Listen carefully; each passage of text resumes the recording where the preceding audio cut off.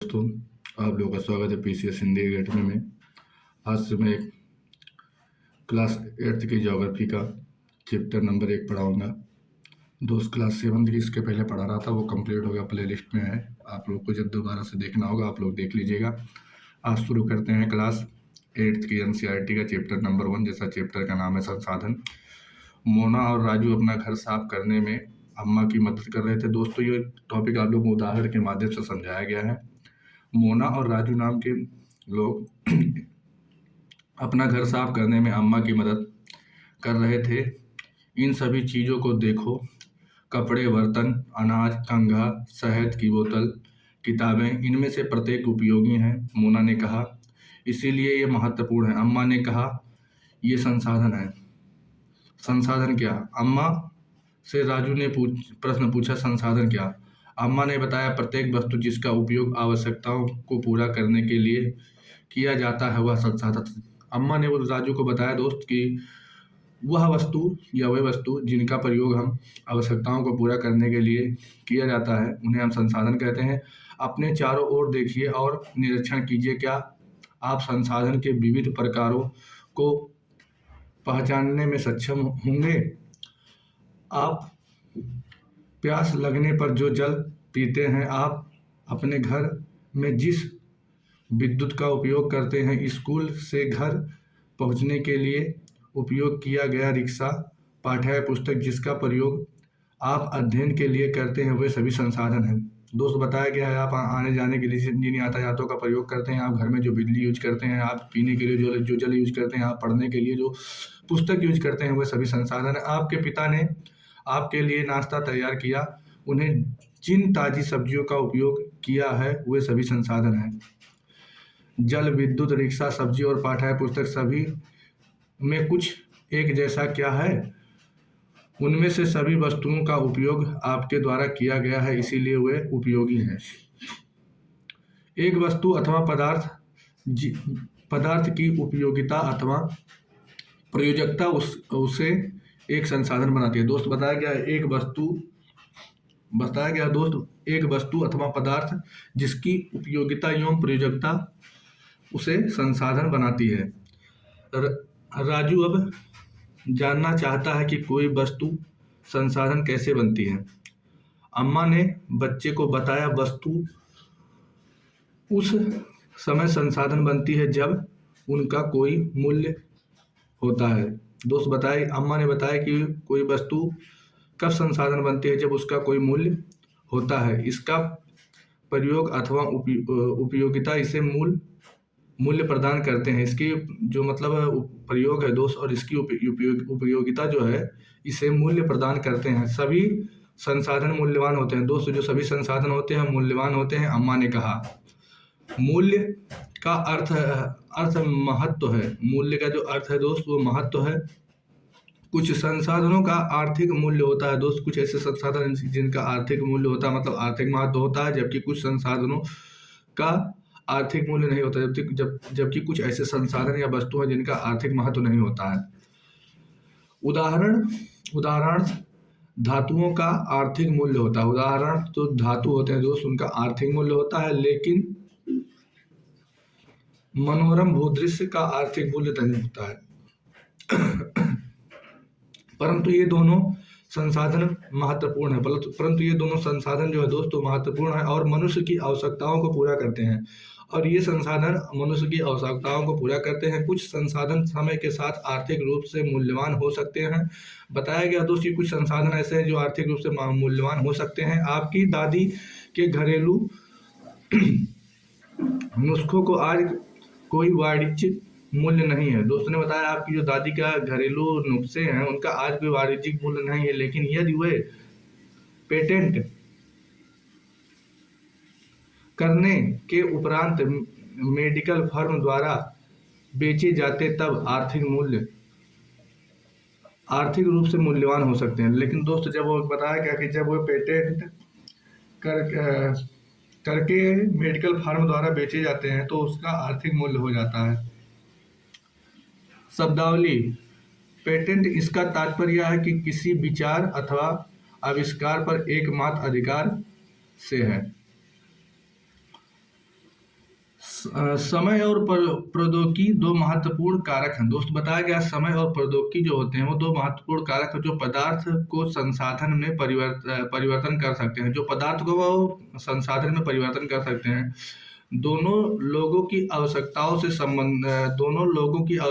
संबंधित है। दोस्त जो समय है और प्रौद्योगिकी है ये दोनों लोगों के समय की आवश्यकताओं से संबंधित है। लोग स्वयं ही सबसे महत्वपूर्ण संसाधन है और लोग दोस्त सबसे ही महत्वपूर्ण संसाधन है। ये लोगों के विचार, ज्ञान, आविष्कार की खोज ही है जो और अधिक संसाधनों की रचना करते हैं। दोस्तों ये जो और अधिक संसाधन की रचना होती है लोगों के विचार, ज्ञान का ही आविष्कार है। प्रत्येक खोज अथवा आविष्कार से बहुत से अन्य खोज एवं आविष्कार हो सकते हैं। दोस्त बताया गया प्रत्येक खोज से बहुत से खोज और आविष्कार हो सकते हैं। आग की खोज से खाना पकने की पद्धति एवं अन्य प्रक्रियाओं का प्रचलन हुआ, जबकि पहिए के आविष्कार से अन्य परिवहन की नवीनतम विधियों का विकास हुआ। जल विद्युत बनाने की प्रौद्योगिकी ने तेजी से बहते जल से ऊर्जा उत्पन्न करके उसे एक महत्वपूर्ण संसाधन बना दिया। शब्दावली प्रौद्योगिकी किसी कौशल करने अथवा वस्तु बनाने में नवीनतम ज्ञान का अनुप्रयोग प्रौद्योगिकी कहलाता है। दोस्त सभी महत्वपूर्ण संसाधन। दोस्त अब आइए संसाधन के प्रकार। सामान्यतः संसाधनों को प्राकृतिक एवं मानव निर्मित और मानव में वर्गीकृत किया गया है। दोस्त जो सामान्यतः जो संसाधन है उन संसाधनों को प्राकृतिक, मानव निर्मित और मानव में वर्गीकृत किया गया है। प्राकृतिक संसाधन जो संसाधन प्राकृतिक से प्राप्त होते हैं उन्हें हम प्राकृतिक संसाधन कहते हैं और अधिक संशोधन के बिना उपयोग में लाए जाते हैं। जो प्राकृतिक संसाधन होते हैं दोस्त बिना अधिक संशोधन के उपयोग में लाए जाते हैं। लाए जाते हैं प्राकृतिक संसाधन कहलाते हैं। वायु जिसमें हम सांस लेते हैं, हमारी नदियां और झील का जल, मृदा और खनिज सभी प्राकृतिक संसाधन हैं। दोस्त बताया गया है वायु जो है वो प्राकृतिक संसाधन है, नदियां हैं जो वो प्राकृतिक संसाधन है, झीलें हैं वो प्राकृतिक संसाधन है, जल है वो प्राकृतिक संसाधन है, मृदा है वो प्राकृतिक संसाधन है और खनिज ये सब प्राकृतिक संसाधन है। इन संसाधनों में बहुत से प्रकृति के निःशुल्क उपहार हैं। दोस्त बताया गया इन संसाधनों में बहुत से ऐसे प्रकृति के जो हैं जो निःशुल्क उपहार हैं और सीधे ही उपयोग में लाए जा सकते हैं। कुछ परिस्थितियों में प्राकृतिक संसाधन का सबसे अच्छी तरह उपयोग करने के लिए औजारों और प्रौद्योगिकी की आवश्यकता हो सकती है। दोस्त बताया गया कुछ परिस्थितियों में जो प्राकृतिक संसाधन है उन सबका अच्छी तरह से उपयोग करने के लिए औजारों एवं प्रौद्योगिकी की आवश्यकता हो सकती है। प्राकृतिक संसाधनों को विस्तृत रूप से नवीकरणीय और अनवीकरणीय संसाधनों में विभाजित किया जा सकता है। दोस्त बताया गया है कि जो प्राकृतिक संसाधन है उन्हें दो रूप में नवीकरणीय और अनवीकरणीय संसाधनों में विभाजित किया जा सकता है। नवीकरणीय संसाधन वे संसाधन हैं जो शीघ्र से नवीकृत अथवा पुनः पूरित हो जाते हैं। इनमें से कुछ असीमित हैं। जो नवीकरणीय संसाधन है दोस्त इनमें से कुछ असीमित भी हैं और उन पर मानवीय क्रियाओं का प्रभाव नहीं होता है। दोस्त बताया गया उन पर मानवीय क्रियाओं का प्रभाव नहीं होता। जैसे सौर और पवन ऊर्जा, जैसे जो सौर और पवन ऊर्जा ये नवीकरणीय संसाधन है दोस्त इसमें मानवीय क्रियाओं का प्रभाव नहीं पड़ता, लेकिन फिर भी कुछ नवीकरणीय संसाधनों जैसे जल, मृदा और वन का लापरवाही से किया गया प्रयोग उनके भंडार को प्रभावित करता है। लेकिन दोस्त कुछ ऐसे नवीकरणीय संसाधन जैसे जल हो गया, मृदा हो गया, वन हो गया, अगर इनका लापरवाही से प्रयोग किया जाए तो उनके भंडारण को प्रभावित करते हैं। जल असीमित नवीकरणीय संसाधन प्रतीत होता है। जो जल है दोस्त वह असीमित नवीकरणीय संसाधन है। फिर भी जल की कमी और प्राकृतिक जल स्रोतों का सूखना आज विश्व के बहुत से भागों में एक बड़ी समस्या है।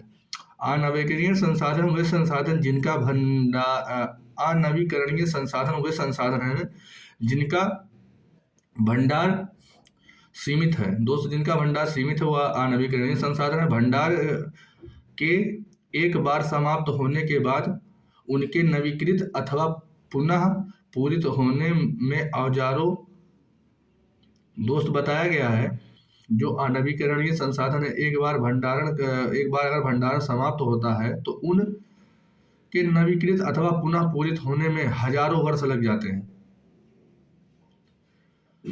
यह अवधि मानव जीवन की अवधि से बहुत अधिक है। यह जो अवधि है दोस्त, यह मानव जीवन से बहुत अधिक है। इस प्रकार के संसाधन अनवीकरणीय संसाधन कहलाते हैं। कोयला, पेट्रोलियम तथा प्राकृतिक गैस इसके कुछ उदाहरण हैं। प्राकृतिक संसाधनों का वितरण भूभाग, जलवायु, ऊंचाई जैसे अनेक भौतिक कारकों पर निर्भर करता है। पृथ्वी पर इन कारकों में भिन्नता होने के कारण संसाधनों का वितरण समान है।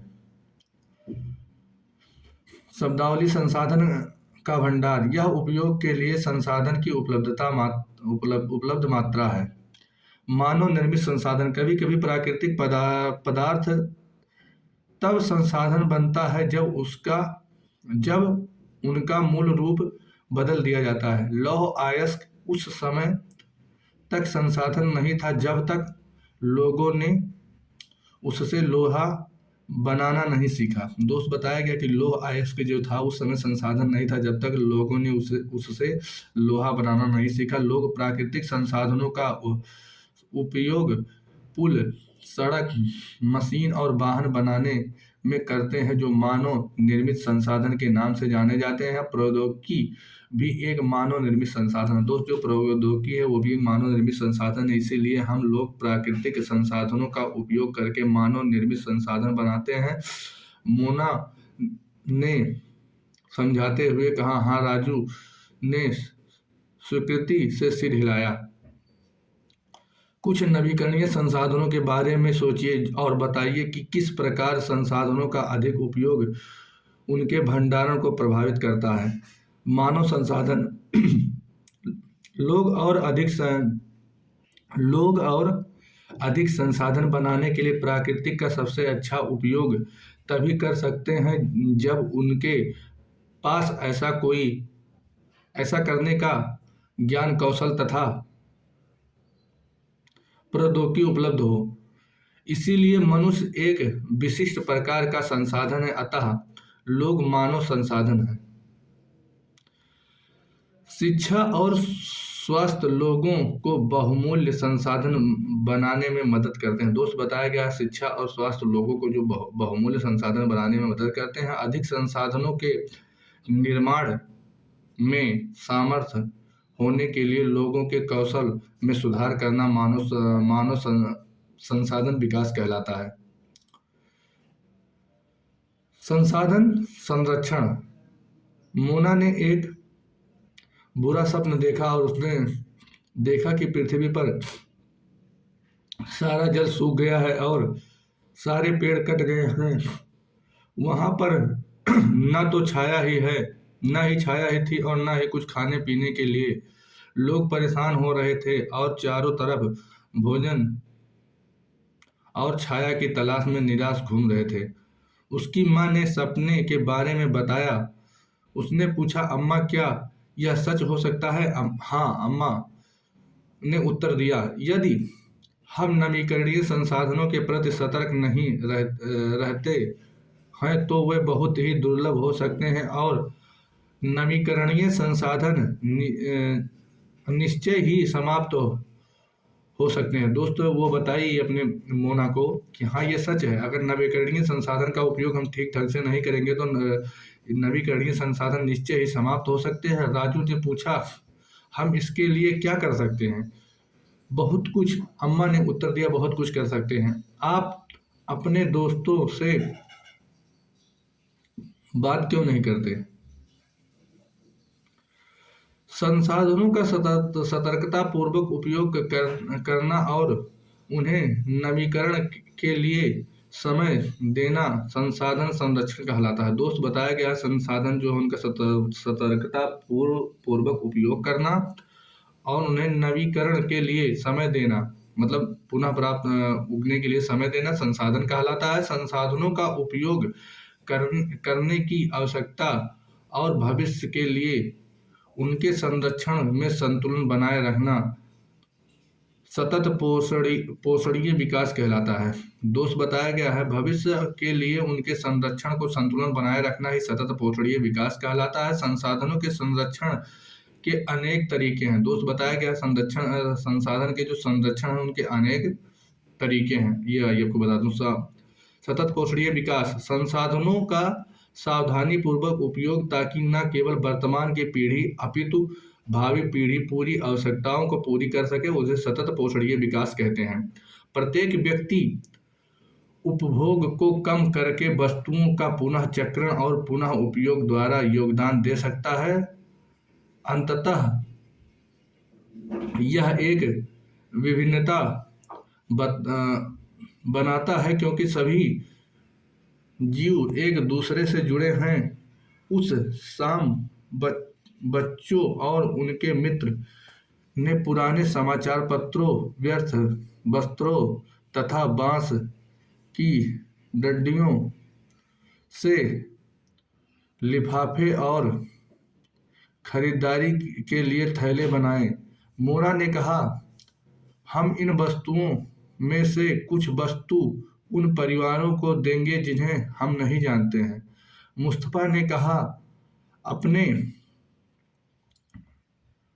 संसाधनों को बचाना और अपनी पृथ्वी को सजीव रखना यह बहुत अच्छा कार्य है। जेस्सी ने कहा, मैं बहुत ही सतर्क रहूंगी कि कागज व्यर्थ ना हो। उसने स्पष्ट किया, कागज बनाने के लिए बहुत से पेड़ों को काट दिया जाता है। मैं ध्यान रखूंगी कि मेरे घर में विद्युत व्यर्थ ना हो। मुस्तफा ने जोर से कहा, विद्युत जल और कोयला से मिलती है। जो विद्युत है वो जल और कोयला से मिलती है। मैं विश्वास दिलाती हूँ कि घर में जल बेकार नहीं होगा। जल की एक एक बूंद मूल्यवान है। आशा ने कहा, बच्चों ने कहा, हम सब मिलकर अंतर ला सकते हैं। यह कुछ कार्य मोना, राजू और उसके मित्रों ने किए। आपका क्या विचार है? आप संसाधनों का संरक्षण करने में कैसे मदद करने जा रहे हैं? हमारी पृथ्वी और इस पर निवास करने वाले लोगों का भविष्य पेड़ पौधों और परितंत्र की सुरक्षा और संरक्षण से जुड़ा है। दोस्त बताया गया कि जो हमारी पृथ्वी है इस पर निवास करने वाले लोगों का जो भविष्य पेड़ पौधे एवं परितंत्र की सुरक्षा संरक्षण से जुड़ा है। यह सुनिश्चित करना हमारा कर्तव्य होता है कि सभी नवीकरणीय संसाधनों का उपयोग सतत पोषणीय है। पृथ्वी पर जीवन की विविधता संरक्षित की जाए, प्राकृतिक पर्यावरण तंत्र की हानि को कम से कम किया जाए। दोस्तों, मुझे उम्मीद है कि ये चैप्टर आप लोगों को समझ में आया होगा। अगला चैप्टर सेकंड मैं पढ़ाऊंगा। तब तक के लिए नमस्कार, बाय बाय, टेक केयर। मिलते हैं अगली क्लास में।